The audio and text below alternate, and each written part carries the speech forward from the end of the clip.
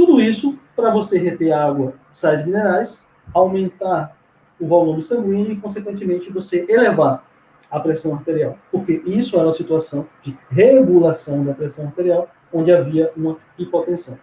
Tá? Mas o mecanismo também pode agir quando você tem o contrário. Você tem uma crise de hipertensão e você precisa baixar, normalizar essa pressão arterial. Nesse caso, vem uma segunda enzima, que embora seja estruturalmente parecida com a ECA1 e seja uma variação genética dela, do ponto de vista fisiológico, ela tem um comportamento contrário. Tá? E essa enzima que vem agora é a ECA, né? A enzima conversora de angiotensina 2. Convertendo a angiotensina 2 em angiotensina 1A, que tem a função agora de baixar a pressão arterial. Então, o que acontece? Nos indivíduos que são hipertensos de maneira crônica, qual é a tendência? Um aumento na síntese e na produção da ECA2 e, consequentemente, ativação dos seus receptores. E quanto maior for a ativação desses receptores em produção de ECA2, mais células poderão ser infectadas pelo vírus. Logo, as pessoas que não conseguem estabilizar a sua pressão arterial, que sofrem de maneira crônica de crises hipertensivas, podem estimular ao maior número desses receptores e, consequentemente, terem mais órgãos alvos de ação viral. Tá? Isso estaria relacionando, possivelmente, a hipertensão a um maior risco de órgãos afetados do corpo. Tá? Como eu tinha mencionado no instante, que essa ECA é produzida a nível pulmonar, é produzida a nível renal, é produzida a nível cardíaco, e onde houver receptores para ela no corpo, seja no encéfalo, seja no intestino, todos esses órgãos acabam sendo alvos do coronavírus e, consequentemente, pode apresentar sintomas. Tá? Então, apesar de ser um vírus de sintomatologia principalmente respiratória, mas você pode ter encefalites, você pode ter problemas cardiovasculares, como já se detectou a nível de tromboses, você pode ter sintomas renais e principalmente sintomas pulmonares. Por quê? Porque nesses órgãos você tem receptores para ECA2. Então, um primeiro cuidado que se pode ter nesse período de isolamento é controlar a sua pressão arterial. Porque se você adotar um estilo de vida na qual sua pressão arterial suba, você vai ativar mais receptores para ECA2, você vai ter mais portas para o vírus penetrar nas células. Tá?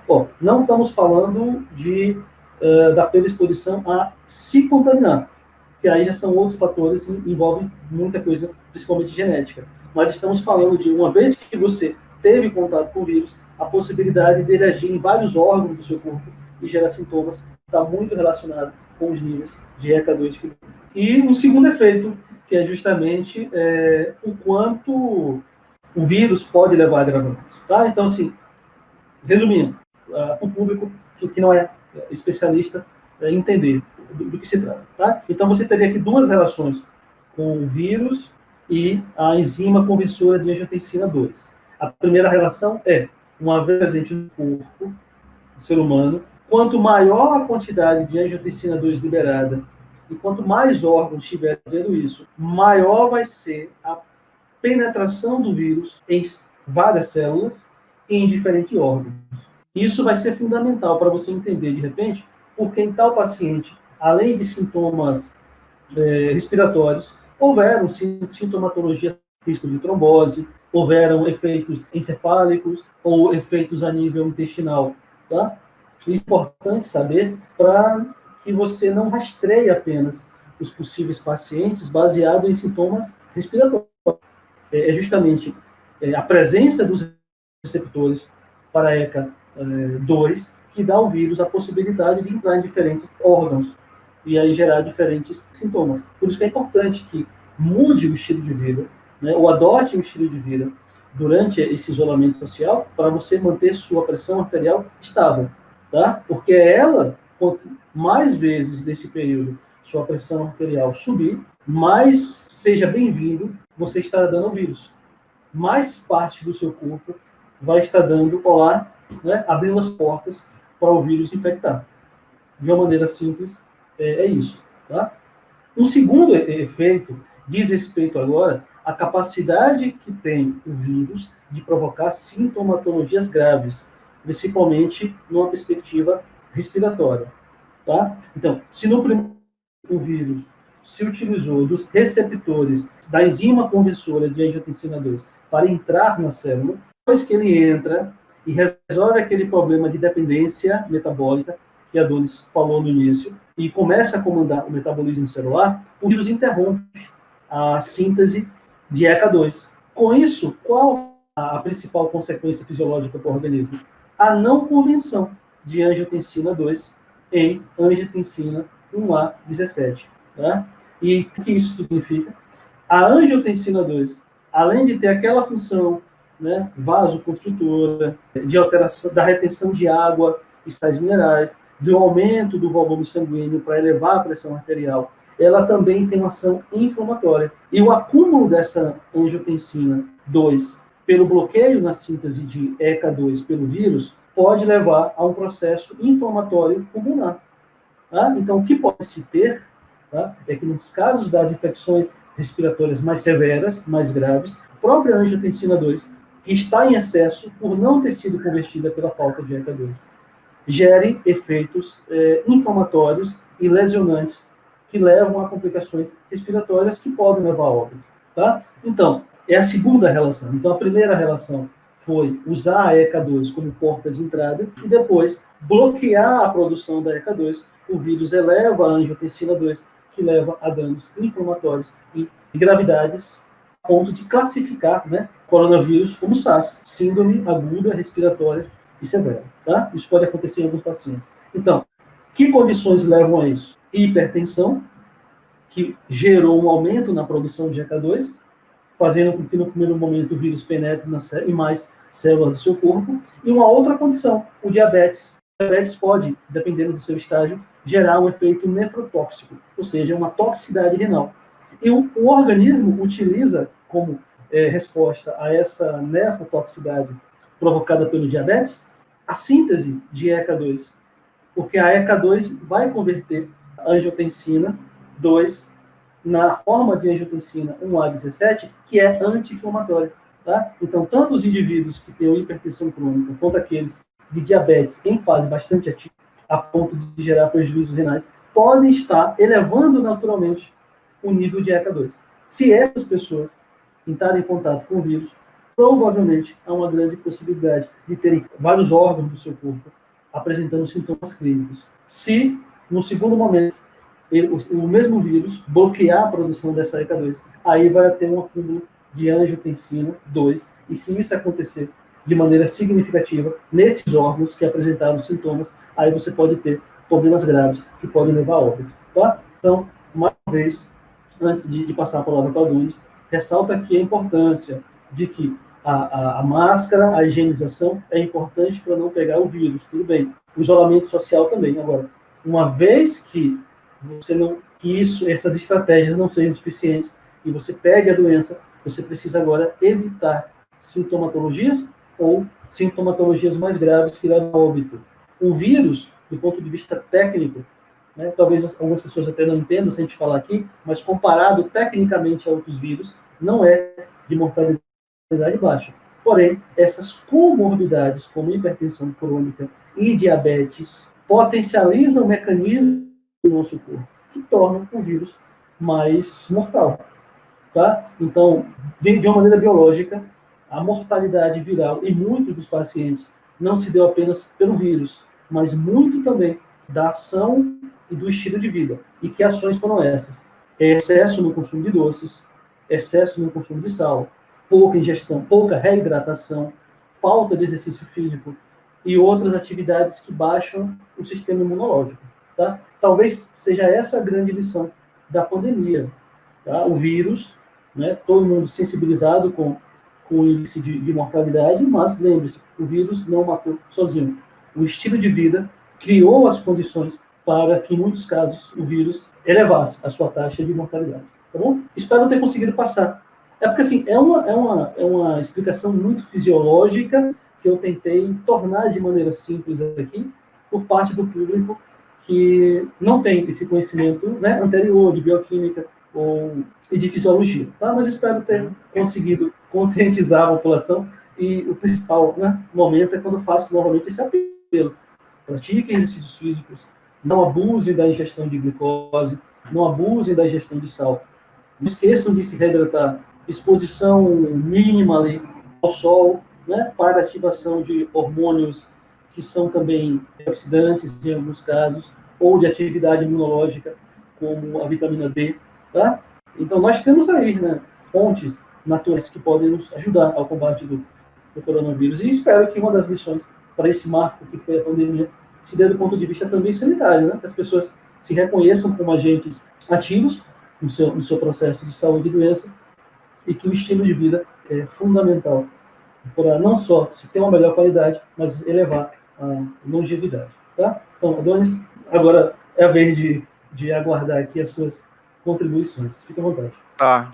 Eu achei muito interessante a sua fala, principalmente porque é uma fala que reforça o que já tem se construído sobre conhecimento sobre o coronavírus, de que ele é uma doença multissistêmica, né? Ele não é só uma doença que ataca o sistema respiratório, ele é uma doença que ataca vários órgãos do corpo, né? Sendo agente causador de inflamação. E acho que a relação que você trouxe com a ECA deixa isso mais claro ainda e reforça mais ainda essa questão da Covid-19 ser uma doença multissistêmica. E com relação ao estilo de vida, eu acho que é uma lição valiosa realmente que a gente tem que levar após essa pandemia, de que o estilo de vida e a alimentação é uma coisa que já mata muitas pessoas todo ano sem precisar de vírus nenhum, né? Sem precisar de vírus nenhum, muitas pessoas já sofrem de complicações da hipertensão, de complicações da diabetes, de complicações da obesidade. Então, eu acho que é uma coisa que a gente tem que levar para a nossa vida, a gente melhorar esse aspecto e da gente estar atento à nossa responsabilidade como agente individual, como indivíduo, de mudar o estilo de vida, de evitar que o coronavírus encontre um ambiente fértil para que ele possa causar uma doença grave.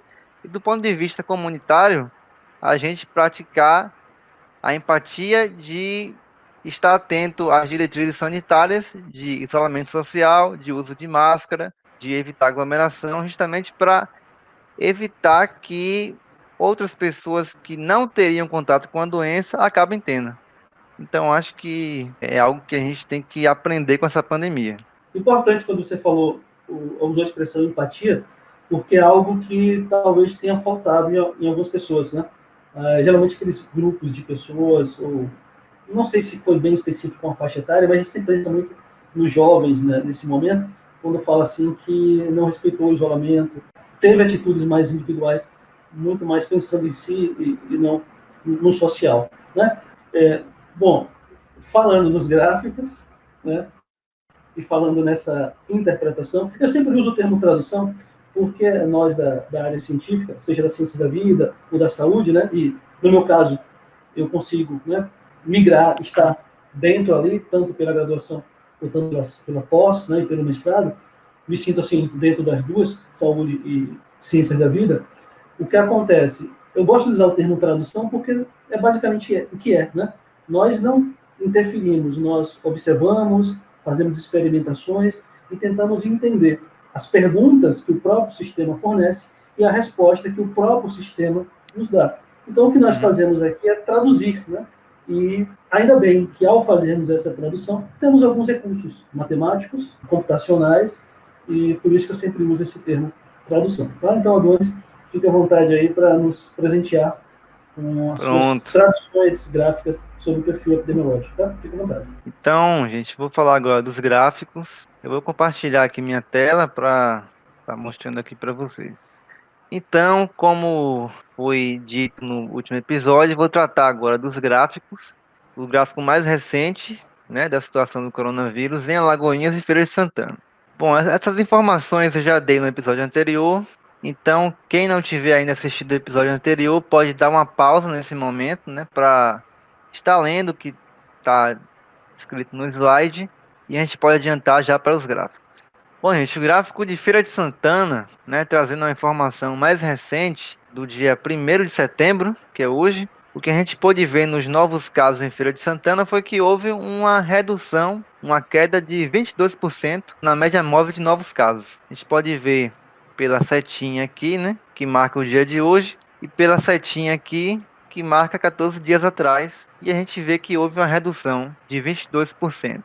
Bom, uma novidade que eu trouxe essa semana foi um dado também muito interessante para acompanhar a situação epidemiológica na cidade, que é a questão de casos ativos. Como vocês sabem, é uma coisa que as cidades também divulgam, né? Que os casos ativos seriam basicamente a quantidade de pessoas que estão com a doença atualmente. Então seria a quantidade total de casos confirmados menos a quantidade total de pessoas recuperadas. É a quantidade de pessoas que ainda estão com a doença e que são pessoas que foram orientadas a permanecerem em isolamento para que não estejam contaminando mais pessoas. O que a gente pode ver aqui em Feira de Santana é que existe, né, essa tendência de queda no número de casos ativos, que coincide com a informação do gráfico anterior de que o número de novos casos diários está diminuindo. Então, o que a gente pode esperar para as próximas semanas, caso essa tendência de queda dos novos casos continue, é que também haja a queda de casos ativos, né? Um dado também muito interessante é a quantidade de pacientes internados. Vocês podem ver que no mês de julho, né, houve o pico de pacientes internados, onde chegou a ter mais de 70 pacientes internados.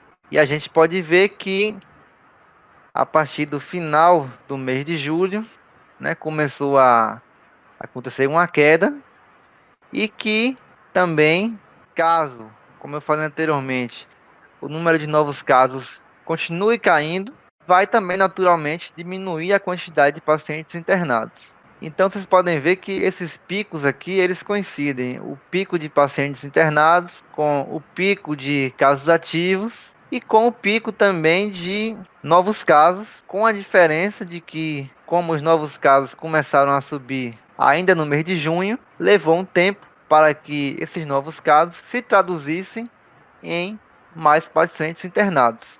Aqui a gente vê agora o gráfico de novos óbitos em Feira de Santana e a gente percebe que houve também uma queda, né? Houve uma queda de 43% quando a gente compara o valor de hoje, 1º de setembro, com o valor de 14 dias atrás. Lembrando que essa comparação é sempre feita com relação à média móvel. Eu comparo a média móvel de hoje com 14 dias atrás. E o que a gente vê aqui é que houve uma redução.